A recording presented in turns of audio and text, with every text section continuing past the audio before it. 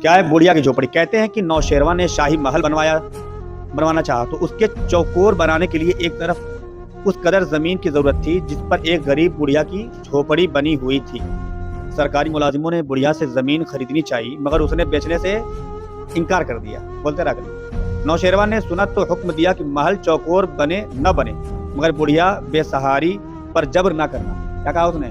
محل بنے نہ بنے مگر بڑھیا بے سہاری پر جبر نہ کرنا۔ بہرحال شاہی محل ایک طرف ٹیڑھا ہی بن گیا۔ کیا بن گیا؟ ٹیڑھا۔ جب محل بن چکا تو بڑھیا نے دربار میں حاضر ہو کر عرض کیا، جہاں پناہ سچ مچ شاہی محل اس جھوپڑی کی زمین لیے بغیر ٹیڑھا ترچھا اچھا نہیں معلوم ہوتا، تو لیجیے اب میری یہ زمین بے قیمت حاضر ہے۔ بڑھیا نے کہا اب بے قیمت اس کو لے لیجیے۔ نوشیروان نے پوچھا تم نے پہلے دینے سے کیوں انکار کر دیا تھا؟ جب دینا ہی تھا تو دے دیے ہوتے، پہلے ہی دینے سے انکار کیوں کر دیا تھا؟ بڑھیا نے جواب دیا صرف اس لیے کہ دنیا بھر میں آپ کے انصاف کا ڈنکا بچ جائے۔ کیا ڈنکا بچ جائے؟ میں چاہتی تھی کہ دنیا بھر میں آپ کے انصاف کا کیا بچ جائے؟ ڈنکا۔ اس پر نوشیروان نے بڑھیا کو بہت سارا انعام و اکرام دے کر رخصت کیا، اس کی زمین بھی نہ لی اور محل کو بدستور ٹیڑھا ہی رہنے دیا۔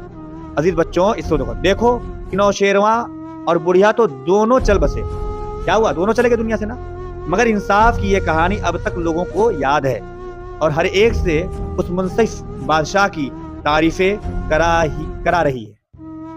ہر ایک اس منصف بادشاہ کی تعریف کر رہا کہ نہیں کر رہا؟ اسی طرح اگر ہر شخص اپنے ہر کام میں انصاف اور مروت سے کام لیا کرے تو اس سے خالق بھی خوش ہوگا اور مخلوق بھی۔ پیارے بچوں، دیکھا معلم انسانیت صلی اللہ علیہ وسلم کی تعلیم کتنی سچی ہے۔